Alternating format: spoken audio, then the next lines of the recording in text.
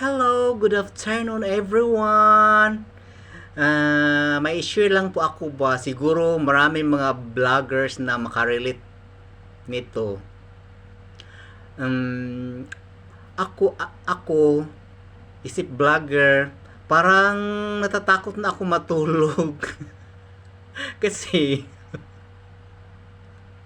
natatakot ako pagising ko pag kinabukasan, magiging red na ang reach, engagements, at saka net followers.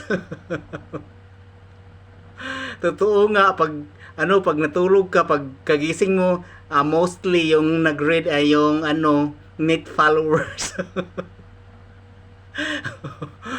Paghiga mo, pagtulog mo sa gabi, green pa siya. Pag kinabukasan na, nagiging red na ang net followers. Kaya natatakot akong matulog. Gusto ko laging bukangkal ang cellphone ko.